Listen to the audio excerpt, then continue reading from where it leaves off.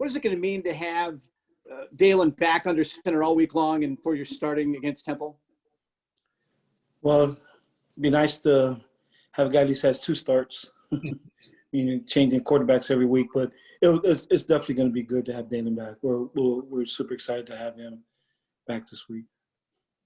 What was it like when you saw Ryan make that big catch and make a run out of it? How important is it that he's back in the lineup making plays for you? Yeah, we're encouraged. His hand is good now. The cast is off, and we're counting on him to have a good year to finish out. How important is it for Chance to start making some plays, getting the ball in his hands and offense for you? Very important. I mean, we got to make some plays on the edge. He's a guy that the ball's around. He always finds a way to make plays. And, we got to continue to find ways to, get him involved. And finally, what is it about Temple? No matter who the coaches are, they change. Whoever the players are, they change. They always seem to play the same hard-nosed, tough football. I think they've done a really good job of recruiting over the years. They get these 3-star guys and maybe a basketball kid. I mean, I think they've done a really good job of evaluating over the years.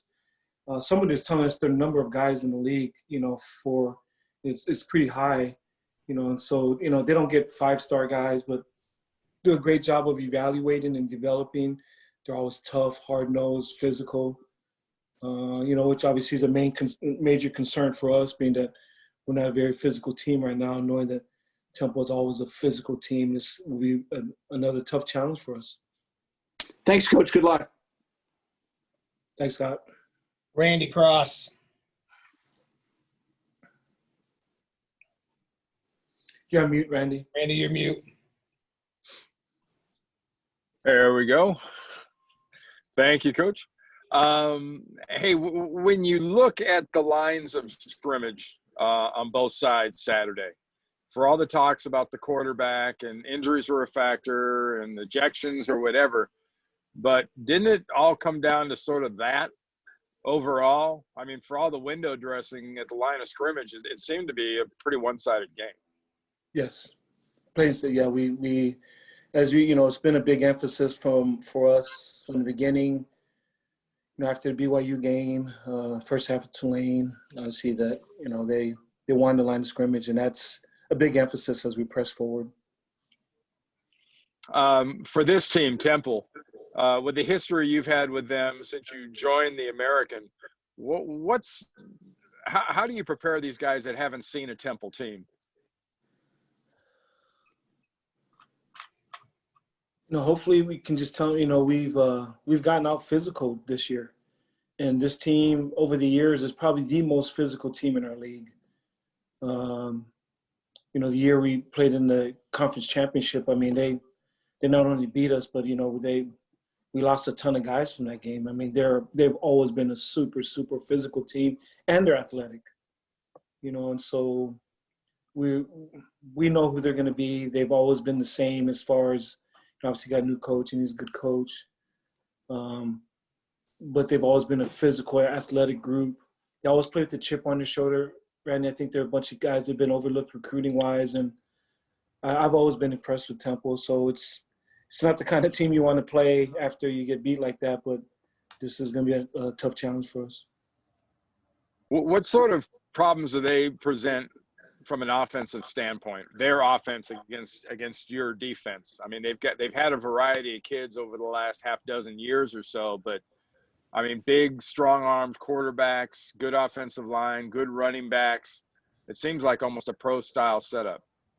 Yeah, exactly. And so they got big physical guys with, elusive backs, good quarterbacks. So that's always tough for us. Like I said, and it's been a major concern for us again this year, just being able to stop the run and being able to run the ball. And so they're going to present a ton of problems for us. All right, Coach. Thank you very much. Thanks, Randy. Sean Stepner, and we have an open spot. Hey, Coach. Sean Stepner, WMAR, ABC Baltimore. Good to see you. It's jumped out at me a couple times so far. You've mentioned that your team right now is not physical or not physical enough. Can you pinpoint why that is as of now, and what you plan to do maybe this week in practice to up that physicality getting ready for this Temple game.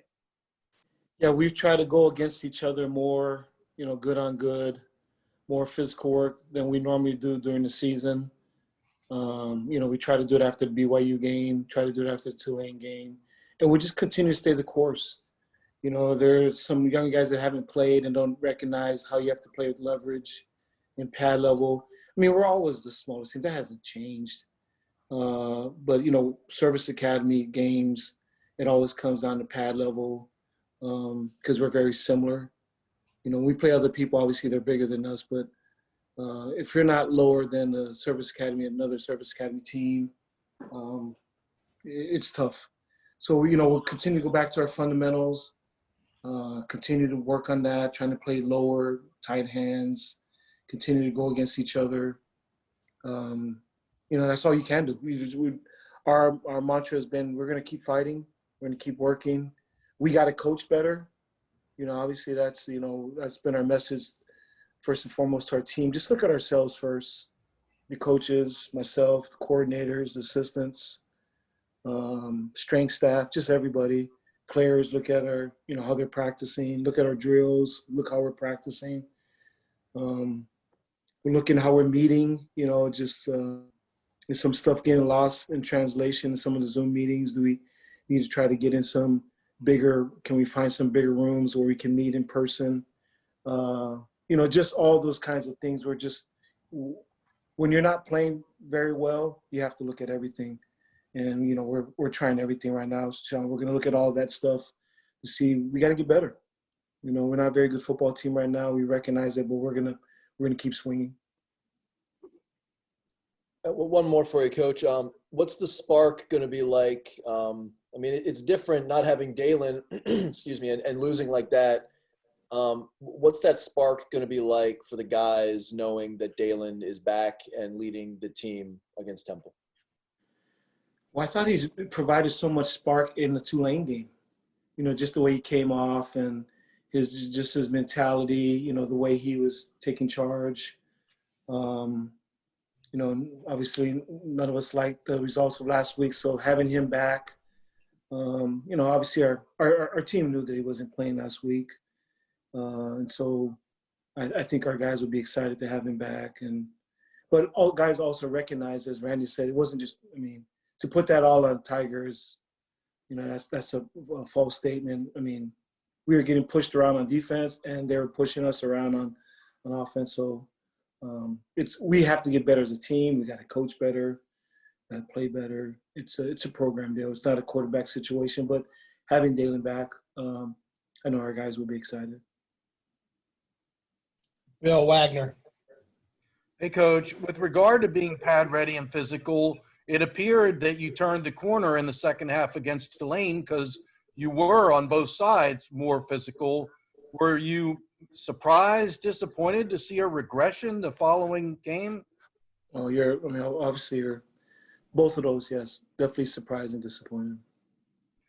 In terms of some of the fellas that went out on defense on Saturday, do you know at this point whether there's a chance you'll have Diego and Evan Faulkman and Niumatalolo, or I pray none of those were season ending?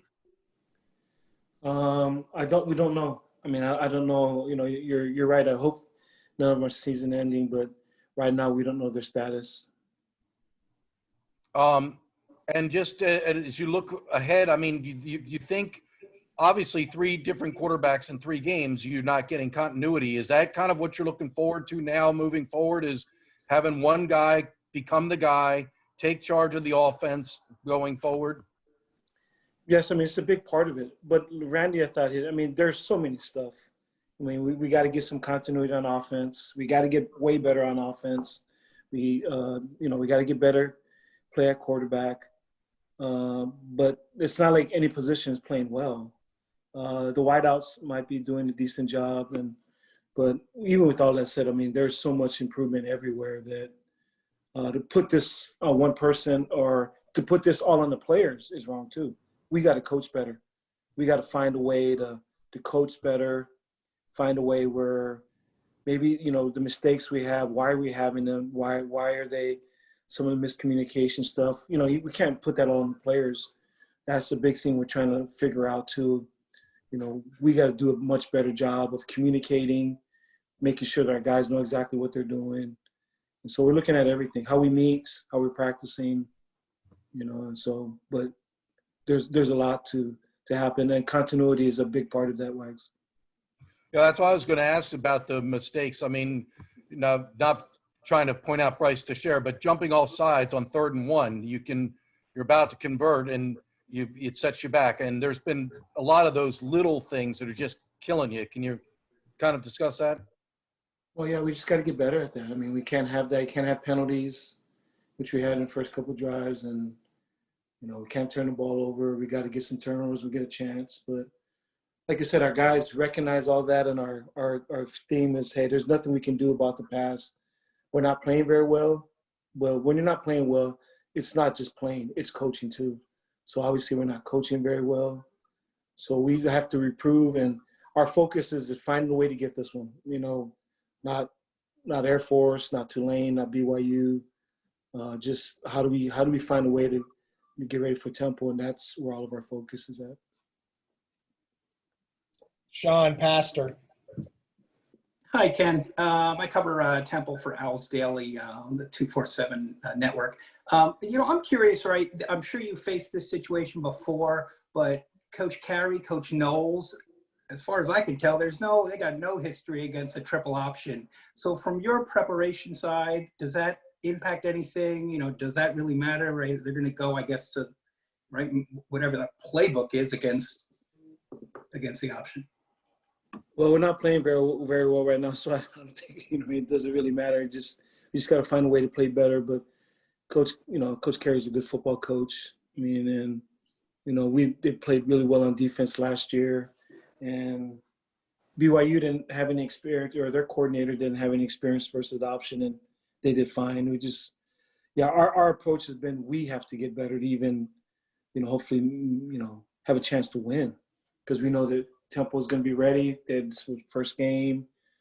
You know, we won't know what they're going to do, but really right now the focus is hopefully that we're playing well to at least have a chance. And sort of similar, you know, from I always hear from the Temple side when they're getting ready to write any coach, they got to find a scout quarterback who can give them the best possible look for what you guys do. From flipping that from your side, you know, and they may or may not have somebody who can do that, but is it challenging from your side to have a, you know, do you have a quarterback who can sort of simulate to a degree sort of Russo's arm and, you know, what he presents when you're getting your defense ready? Well, Russo's obviously got a big time arm. You know, we have some quarterbacks who can throw, but I mean, to that caliber, you know, that's hard to get. You know, most of our guys are option guys, but actually really most of our guys came from high school where they were dual threats. Everybody's in the gun now throwing the ball. You know, the Malcolms of the world that are, you know, predominantly runners in high school, most guys do both. But, you know, Russo obviously he's got a big arm. All right, thanks. Sheehan Birch. There. Hey, Coach, CBS Sports Network. Just back to Dalen, just the last 2 weeks, I understand it's a health condition. He didn't make it to Air Force 2 years ago, but what was his role in practice? Kind of how have you seen him develop leadership-wise?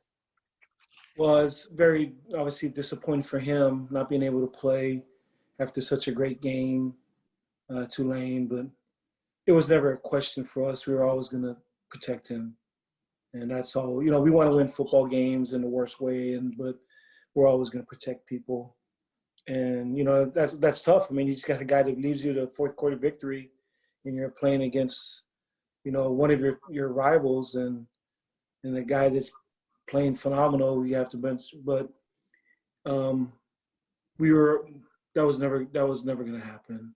We were, you know, for his safety. And, but he was obviously disappointed because he wanted to play and be there for his team and for his brothers. But he understood, and it was a great support to Tiger and Xavier getting ready this week, you know, trying to help them out. But he's an awesome young man. I'm doing something on Brian Norwood, who's come over to UCLA, and I know that Chip Kelly's come out and visited with your staff and watched practices multiple times over the years. Do you think that relationship helped put Coach Norwood on his radar, and how did that move kind of come about? Yeah, unfortunately, yeah, that's I mean, that's how it happened. I mean, Brian's, my best friend, and and I'm very good friends with Chip. Chip's been really good to our program over the years. He's been one of our friends, and so there's just some discussions, and yeah, that's kind of how it led up to that, and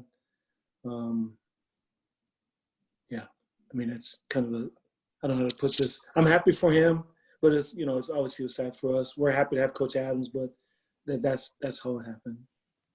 What do you think they're getting in Coach Norwood, and how big of an imprint do you think he'll have on UCLA's defense? Coach Norwood is one of the best football coaches in the country. I mean, he's coached at all, a ton of big schools, Penn State, Texas Tech. He was at, Baylor when they're a top 5 program. Obviously, he's at, Kansas State. Obviously now at UCLA. He's a phenomenal football coach. Is well-versed in secondary play, has been around a ton of great minds, and he's a great mind himself. Learned a lot of his stuff from Dwayne Aquina, who, feel like he's one of the best secondary coaches in the country. But he's been around a lot of great guys, and I think he's a great coach. But I think more than that, I think I know he'll be a great mentor for his players and the coaches. The players around there. He's just a phenomenal leader. I still don't know how he's not a head football coach right now, to be honest with you. Been in his profession a long time. I've seen a lot of head coaches, and Brian Norwood should be a Division I head football coach. He's that good of a football coach. Well, playing off that for a minute, I read that you had him address the team the night before games. What was it about his presence that made you want him to have that voice? Well, we're brothers. I've known Brian since we were sophomores in high school. So I know who he is as a person. Even though we stopped coaching together in the 90s, we've remained best friends. We talk constantly. And so I just know who he is. I just know who he is as a person, know what type of value he brings as far as helping develop the whole person. And his message is very similar to the message that I want to talk to our players about. Yes, we want to win football games in the worst way. If you don't want to win games, you get spit out of this profession very, very quickly. But I don't want it to be all about that. I think sometimes people lose their morals over that and do whatever it takes to win. And with Brian, I know that he would have that same message. And he's a great football coach. And last thing, it sounds like from talking to the UCLA players, they're going to be running a 4-2-5. How much input did Coach Norwood have in maybe switching to that alignment, and what are the benefits of it? Well, this is Coach Newberry's defense. He was a coordinator, but Brian had a big say and a lot of steam. And they collaborated. Coach Newberry's. He has the final say on everything, but he was very open to listening to ideas that Coach Norwood would bring, because he brings a wealth of knowledge, a wealth of experience. But yeah, Coach Newberry was the defensive coordinator with a ton of input, from Coach Norwood. Like I said, he's a great schematic coach, great fundamental coach, great tactician, and he's a great all-around football coach. Great. Thank you so much. John Schofield, want to give another shot? Yeah. How's my audio now, Scott? Perfect. All right. Sorry about that, Coach. Hey, Coach John from Sing Second Sports. The main thing that we've been talking about on the podcast for a bit has been the difference that COVID delivers in different geographic areas. You've now seen it here. You were basically stuck in Hawaii, if you can use the verb stuck. You've seen the impact of the pandemic from several different areas, Maryland being one of the most hard hit areas. Does it play any kind of a role? The great thing about covering you for years and years has been, the lack of excuses. If something's on the coaching staff, it's on the coaching staff. There's accountability and going forward. But COVID certainly seems to be a bit more insidious here in the Maryland area. Have you noticed that it has played a role psychologically as opposed to other areas in the country where you have now been? Did you talk to the Air Force coaching staff about what it's been like for them geographically? Is it less of a concern? Is the mask wearing a bit less stringent? How have you noticed this, and how has it been an impact to the team and to you personally altogether? Well, I think it's definitely impacted how, the preparation of teams. You have seen some teams that early on were losing that had no business losing the teams. And you could see kind of the identity of some teams. They're a little off. You're like, whoa, that doesn't look like that sort of team. And we're definitely off. If there's anything that we're never going to be accused of being the fastest team or anything like that. But we're always a team that's, physical. We come off the ball. We run to the ball. We're a disciplined team. We're not penalized very much.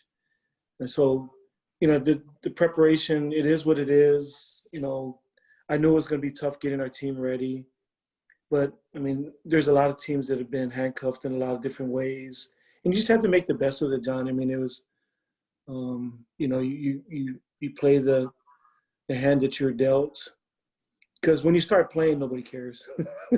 How many practices you get or how many did, and it is what it is. And, I complained a lot before this game or whatever, but once you play, it doesn't matter. And so that's kind of where our approach is right now. Okay, this is where we're at. Obviously, we're off, and we're trying to mold our team into a Navy team the best we can. And the virus definitely had a play to do it. And some people did a better job than others getting their team ready. And, kudos to them. One final question from me. The last time you and I spoke, we talked about Kevin Brennan. In fact, we talked about Kevin in the context of the targeting penalty in the last game that you and I were both kind of similarly shocked that it was Kevin. And then here in the Air Force game, it happened again. And this time the review indicated, clear targeting with the ejection. He won't be there for the first half of the Temple game. Where are you on that? It seems to be an isolated incident, but kind of emblematic of things that you just talked about in your last answer. Was that sort of shocking? Where was your head when that happened? Yeah, it's, we're doing our best to coach it.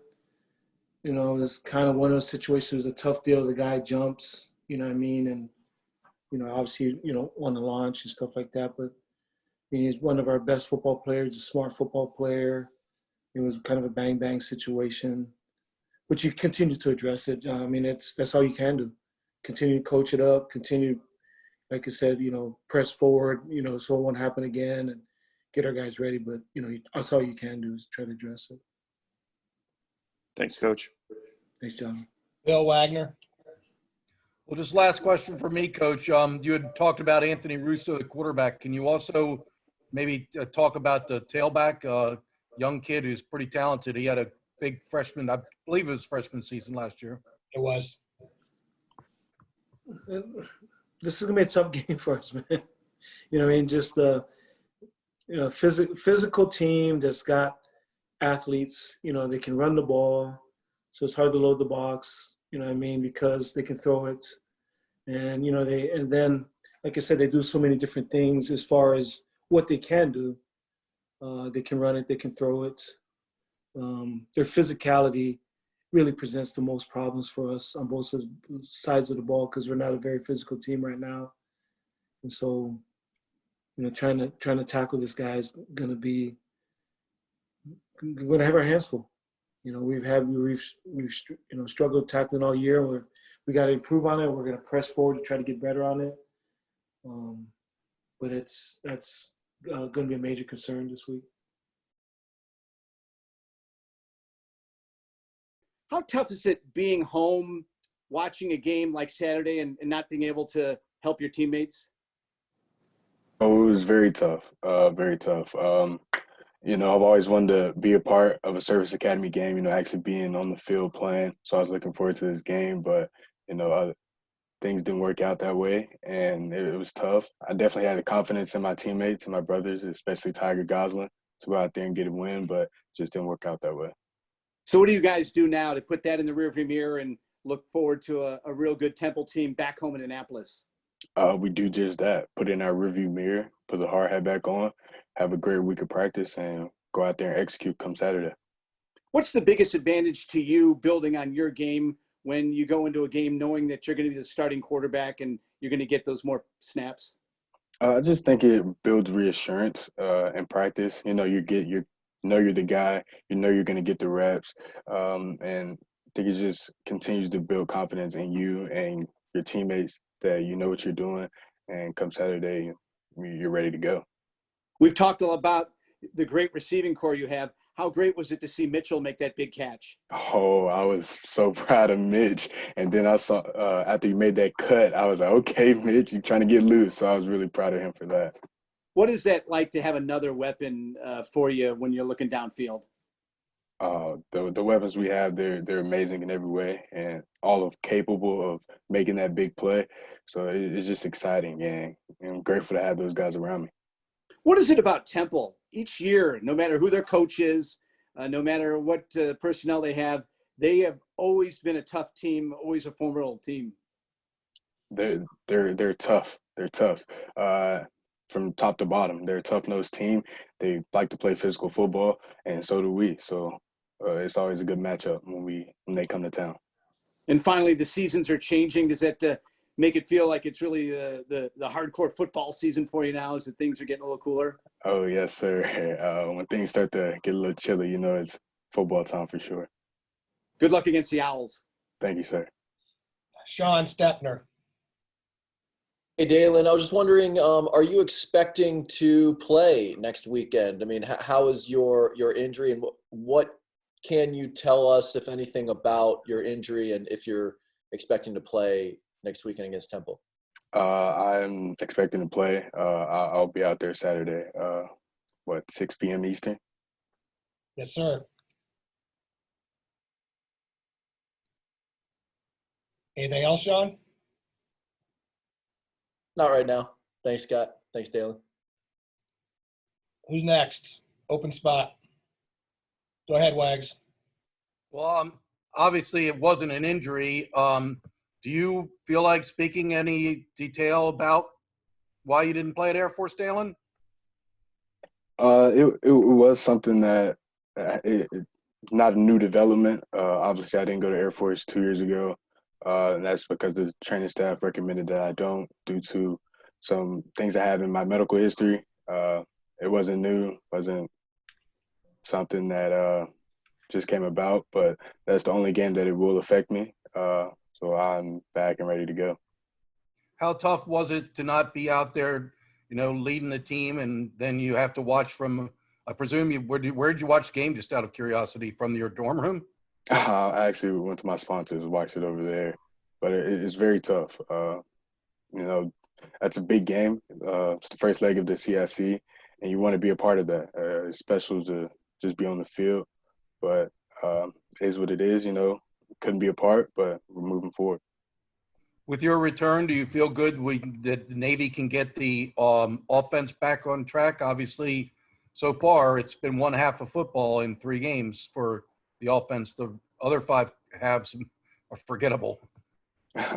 Yes, sir. I feel like we just need to go back to work. Go to work, keep getting better every day, and come Saturday, I think we will have a good debut. All right, I'm good for now. Thanks. Sean Pastor, and then Randy Cross. Go ahead, Sean. Hi, Dalen. I write for Owls Daily, the Temple site on 247. I'm curious how sort of unique or challenging is it? Yet another week, you're preparing for a team that hasn't played. It's almost like and when you're preparing for an opener, you just don't know. You got film, I guess, from last year. How unique and challenging is that to get ready for? It's different. Of course, having them not having played a game, not having any film this year, but that just gives us an opportunity to work on ourselves, work on our base offense, and see what we can do come Saturday. Right. I mean, you're looking, I guess, really more so than personnel. You're looking at X's and O's, the way they did things. I don't know that they didn't face an option team. So is it even like more so you're very, I don't know, at Northern, that the coaching staff there played. Is there any much film of these defensive guys going up against option that you can look at how they're going to do it? I'm not aware of any at the moment, but like I said, we're just going to work on our base stuff, work on our base offense. They could come out and who knows what on defense, but we're just going to have to be ready to play. I was just curious, one thing on your side, I just looking at numbers, and I've seen a little bit of the first 3 games, but the production that you usually see from the slot guys hasn't occurred very much. What's just not working, you think, in the option game that, you had fullback pounding away at Tulane, and you've had success here and there, but that perimeter doesn't seem to be productive so far. We definitely need to get the ball to the A-backs more. Got a lot of playmakers at that position, whether that be C.J. Williams, Miles Fells, Chance Warren. Those guys can make plays on the edge. So we just need to run the offense, get the ball dealt when we have the opportunity, and let those guys make plays. All right, thanks. Randy Cross, and then we have an open spot. All right. Hey, Dalen. Randy Cross from CBS. You had a chance Saturday to kind of, in a way, watch the game as a fan. When you watch the triple option, what do you look at? Back in the day when I knew nothing about this triple option, I was just trying to follow the ball. But Saturday I found myself watching the defense, seeing what they were doing, seeing, if we were picking up a corner fire or something like that. So I found myself watching the defense a lot Saturday. Yeah, how many different looks did you see out of Air Force defensively? I mean, besides fronts are fronts, but, kind of like what you guys like to do on defense, what they show you and what they end up playing are 2 different things. I saw a couple fronts. We had practiced them. They did some stunts that are kind of weird sometimes from looking at it from the fan perspective. But I didn't see anything that we had in practice. All right, cool. I'm good, thanks. Who else for Dalen? Anyone else have anything? Scott Wyckoff? I'll ask one more. Go ahead, Wags. I mean, Dalen, just what do you feel has to happen to get the offense going, looking more like we're accustomed to seeing? Because it has been a bit stop and start with the offense. What do you have to? I mean, do you think maybe having 3 starting quarterbacks in 3 games has not helped? And maybe if you can settle in and bring a little continuity to that position, it will help. Definitely having 3 starting quarterbacks in 3 games, it can kind of get things, jumbled in the backfield. But I plan to be the starting quarterback for the rest of the year. I plan on being the guy, and I have to assert myself as the leader of this team. And I plan to do that and bring a little consistency to the position and to the offense.